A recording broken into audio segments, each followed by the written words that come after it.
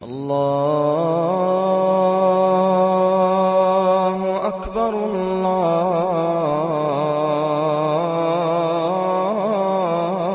الله أكبر الله أكبر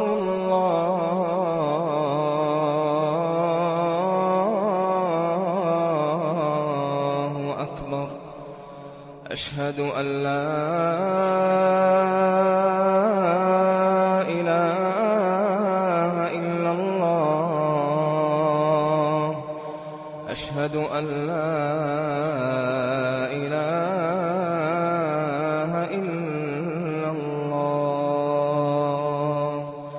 أشهد أن محمدًا رسول الله أشهد أن محمدًا رسول الله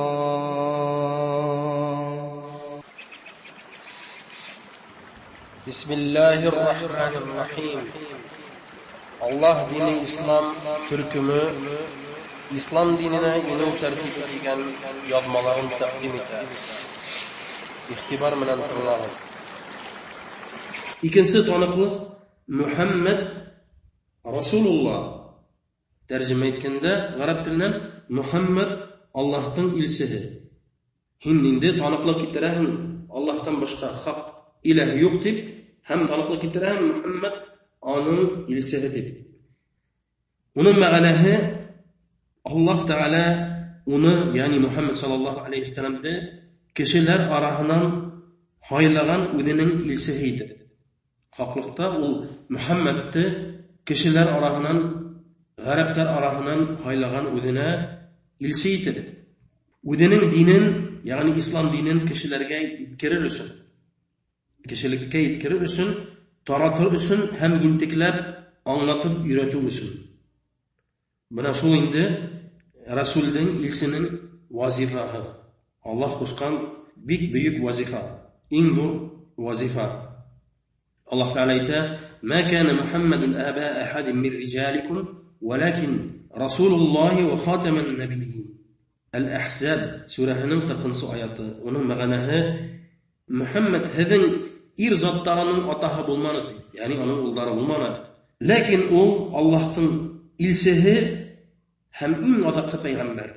Allah'ın ilsihi hem en adaklı peygamber. Hem suhabet aşanığa değiştir.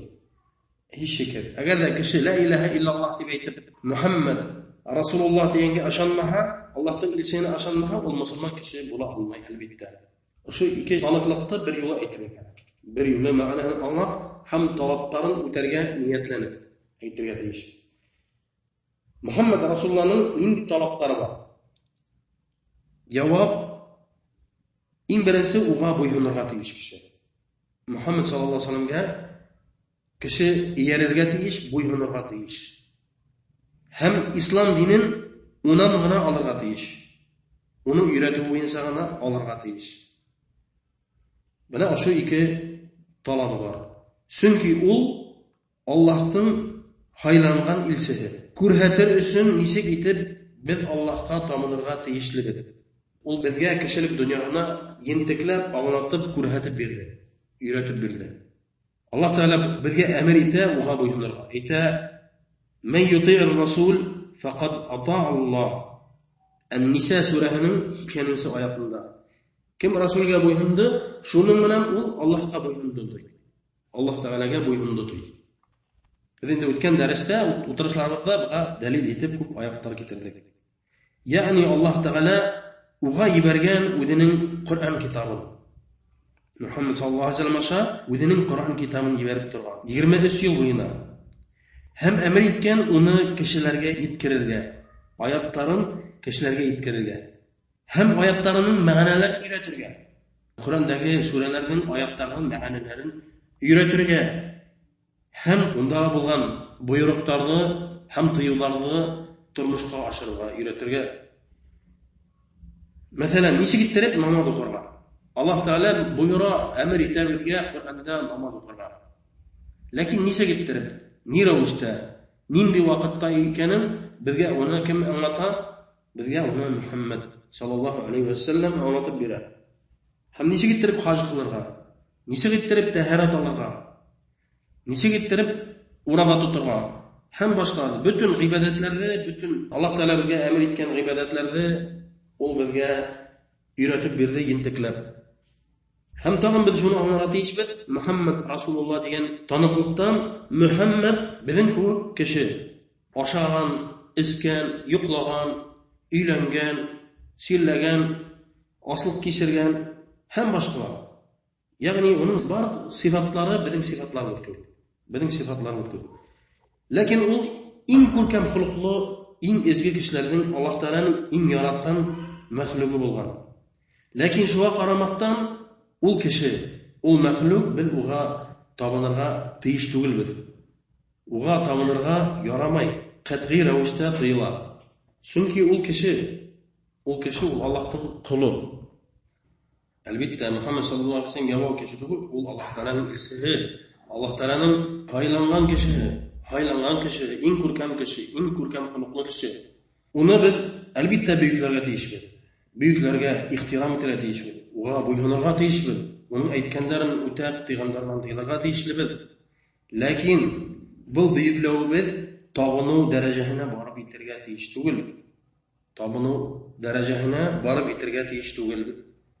Һәм ул үзе безне бунан тыя. Әйтә: "Ла татруни кама атратин насара ибн Марьям, иннама ана Абдуллаһ. Фaqulu Абдуллаһ ва расулуһ." Ягъни Мөхәммәд саллаллаһу алейхи ва саллям әйтте: "Мине христианнар Мәрьям улын, ягъни Мәрьям улы кем ул? Ул әлбәттә Гыйса пәйгамбәр. Урысча әйтмәсләр Иисус. Ул да пәйгамбәрбез Мөхәммәд саллаллаһу алейхи ва саллям шикелле пәйгамбәр булган. Аллаһ Тәгаләнең пәйгамбәре илчесе булган, кеше булган.